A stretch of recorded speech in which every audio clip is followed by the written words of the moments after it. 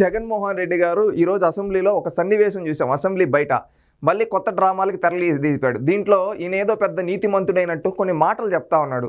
ఆ వీడియో చూస్తే నాకు నవ్వు వచ్చింది. ఏంటంటే జగన్మోహన్ రెడ్డి ఇంత దిగజారుడిపోయి ఈ విధంగా అంటే దాంట్లో లేనిది ఒకటి చూపిస్తూ ఉంటే జగన్మోహన్ రెడ్డి గారి ప్రతి ఒక్కరు నవ్వుకుంటారు. ఏంటో ఆ వీడియో ఒకసారి చూద్దాం మనం.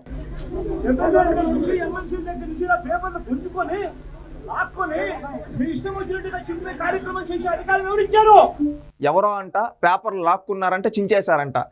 ఈయన మొహానికి జగన్మోహన్ రెడ్డి గారు మీరు ఒకటి తెలుసుకోండి, మీ దగ్గర నుంచి పేపర్లు ఎందుకు లాక్కుంటారు? వీళ్ళు ఏంటంటే తెలుసు కదా మనకు కోడికత్తి డ్రామా, తనకు తానే పొడుచుకొని చంద్రబాబు నాయుడు చంపించేశాడు అన్నాడు. బాబాయిని చంపేసి బయటకు వచ్చి అదేమి తెలియనట్టు చంద్రబాబు నాయుడు చంపించేశాడు అన్నాడు. గులకరాయి డ్రామా వేసుకుని నన్ను చంపేస్తున్నారని ఒక ఇంత పెద్ద బ్యాండ్ వేసుకున్నాడు. 2 రోజుల తర్వాత బ్యాండ్ తీస్తే అక్కడ కనీసం గీతగోలు లేదు. అంతే జగన్మోహన్ రెడ్డి గారి డ్రామాల గురించి తెలుసు కదా. అధికారం పోయినా కానీ తనకు అలవాటై డ్రామాలు మళ్ళీ మొదలు పెట్టాడు. ఏంటంటే పేపర్ అసలు ఎందుకు చంపుతారు? ఈయనే నలుపుకునేసి చేతిలో చూడండి ఇటు నలుపుకునేసి ఇటు చూపించేసి మీడియా ముందు ఎలివేషన్లు ఇస్తా ఉన్నాడు. ఎవరు? మన కామెడియన్, మన ఆంధ్రప్రదేశ్ పొలిటికల్ కామెడియన్ జగన్మోహన్ రెడ్డి గారు. మళ్ళీ ఇంకొకటి ఏందో ఆవేశంగా మాట్లాడుతూ ఉన్నాడు. చూద్దాం ఒకసారి.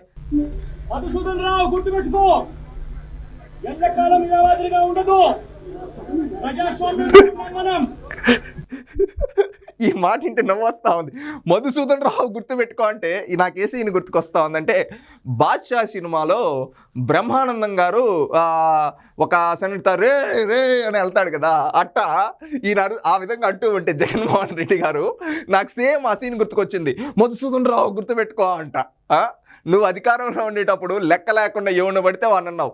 ఇప్పుడు నువ్వు ఏదో చేసి అధికారులను బెదిరించేది. ఎలివేషన్లు చూడండి.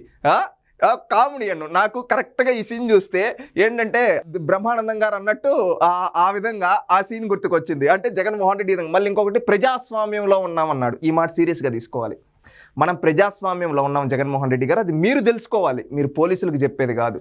ఎందుకంటే నువ్వు గత 5 ఏళ్ళు ముఖ్యమంత్రిగా ఉన్నావు కదా, ఆ రోజు ప్రజాస్వామ్యంలో ఉన్నావని నువ్వు గుర్తుపెట్టుకొని పరిపాలించుంటే గౌరవప్రదమైన స్థానాలైనా వచ్చుంటాయి. నువ్వు ఆ రోజు మర్చిపోయి నీ అహంకారంతో పైనుంచున్నావు కాబట్టి ప్రజలు నీ అహంకారాన్ని దించి ప్రతిపక్షం కూడా లేకుండా కూర్చోబెట్టారు.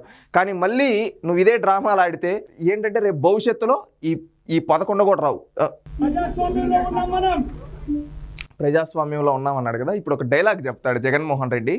ఒక్కసారి ఆ డైలాగ్ వింటే నిజంగా నాకైతే జగన్మోహన్ రెడ్డి ఇంత మార్పు అనిపించింది. ఇది గత 5 ఏళ్ళు ఎందుకు మర్చిపోయాడు మన లండన్ మందులు వేసుకునే జగన్మోహన్ రెడ్డి అని నాకు ఆశ్చర్యంగా ఉంది. ఒకసారి విందామండి ఆ డైలాగ్.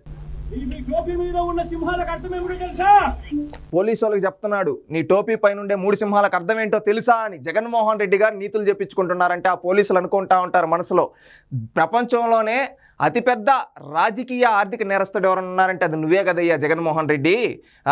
నువ్వు దొంగ నాటకాలన్నీ ఆడి 5 ఏళ్ళు ముఖ్యమంత్రిగా ఉన్నావు. అప్పుడు నీలాంటోడి చేత మేము చెప్పించుకున్నాము నీతులు అని చెప్పి ఆ పోలీసు వాళ్ళు బాధపడతా ఉంటారు. ఎందుకంటే జగన్మోహన్ రెడ్డి ఈరోజు ఈ మాట అంటా ఉంటే ఆ పోలీసు 3 సింహాలు అర్థం తెలుసా అని చెప్పి జగన్మోహన్ రెడ్డి అంటా ఉంటే ఆ పోలీసు ఆయన బాధపడతా అంతర్మదనంలో అనుకుంటా ఉంటాడు. డైరెక్ట్గా చెప్పలేడు కదా ఈ సైకోకి, ఈయన సైకో కదా, అనుకుంటా ఉంటాడు.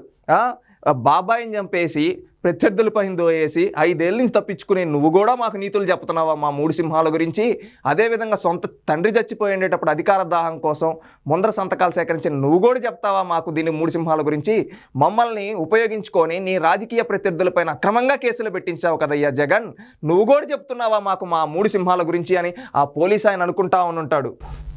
అధికారంలో ఉన్న వాళ్ళకు సెల్యూట్ కొట్టడం కాదు, ఎట్ట చెప్పాడు. అధికారంలో ఉన్న వాళ్ళకి సెల్యూట్ కొట్టడం కోసం కాదు, ప్రజాస్వామ్యాన్ని కాపాడడం కోసం అని. ఇదే మాట గత 5 ఏళ్లలో ఎందుకు చెప్పలేకపోయావయ్యా జగన్మోహన్ రెడ్డి?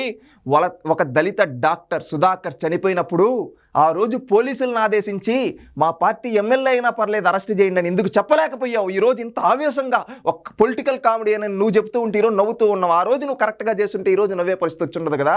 నువ్వు ఆ రోజు ఒక దళిత డాక్టర్ సుధాకర్ చంపినప్పుడు పోలీసులకి ఈ మాట ఎందుకు చెప్పలేదు జగన్మోహన్ రెడ్డి? ఒక దళిత డ్రైవర్ సుబ్రహ్మణ్యంని డోర్ డెలివరీ చేసినప్పుడు ఎందుకు చెప్పలేదు జగన్మోహన్ రెడ్డి? ఒక దళిత జడ్జి రామకృష్ణ కావచ్చు, ఒక దళిత డాక్టర్ అంతారాణి గారు కావచ్చు, అదేవిధంగా ఒక ఓం ప్రతాప్ కావచ్చు, చంద్రయ్యని గొంతు కోసినప్పుడు కావచ్చు, ఇలాంటి సంఘటనలు జరిగినప్పుడు అంతా ఈ మాట ఎందుకు చెప్పలేకపోయావు జగన్మోహన్ రెడ్డి? సూటిగా అడుగుతూ ఉన్నావు, ఈ మాట ఎందుకు చెప్పలేకపోయావు పోలీసులకి? ఈ రోజు అధికారం కోల్పోయే తాలకి ఒక కట్టలు దించుకొని ఆవేశంలో ఏదేదో వాగుతూ ఉన్నావే. 5 ఏళ్ళు అధికారంలో ఉండేటప్పుడు నువ్వు ఈరోజు చెప్పిన మాట ఎందుకు గుర్తు రాలేదు జగన్మోహన్ రెడ్డి? ఆ రోజు నువ్వేమన్నా పిచ్చెక్కిపోయిందా? ఈ రోజు ఆ మాట మాట్లాడి ఇదే 5 ఏళ్ళు నువ్వు ఈ మాటలు మాట్లాడుంటే నీకు కనీసం గౌరవం అన్నా ఉండేది. అధికారం ఉండేటప్పుడు మాత్రం అధికార దర్పాన్ని చూపించావు. కనీసం ఎవరిని దగ్గరికి రాకుండా ఎట్టంటే అట్ట ఎకిల్ నవ్వులు నవ్వుతూ శాసనసభలో కావచ్చు, సచివాలయంకి రాకుండా అదే ఎక్కడ పడితే అక్కడ ఎట్లా పడితే అట్ట మాట్లాడి అధికార దాహన నా వెంట్రుకు కూడా బేకలేరు ఏదేదో పెద్ద పెద్ద మాటలు మాట్లాడావే. ఆ రోజు పోలీసులను కూడా లెక్క లేకుండా ఎంతమందిని పెడితే అంతమందిని వేధించావే.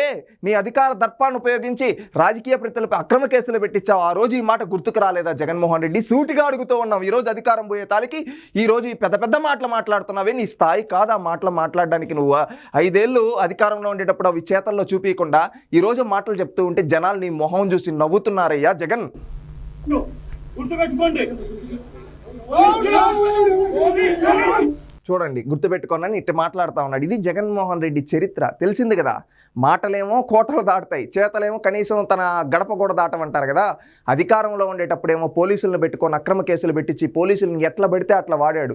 పోలీస్ వ్యవస్థను మొత్తం నిర్వీర్యం చేశాడు. ఈరోజు పోలీస్ వ్యవస్థ కరెక్ట్గా పనిచేస్తూ ఉంటే పెద్ద పెద్ద మాటలు మాట్లాడుతున్నాడు. 3 సింహాలని చెప్పి ఈ విధంగా అని చెప్పి ఈ పొలిటికల్ కామెడీ అని జగన్మోహన్ రెడ్డి. ప్రజల్లారా చూశారు కదా జగన్మోహన్ రెడ్డి డబుల్ యాక్షన్.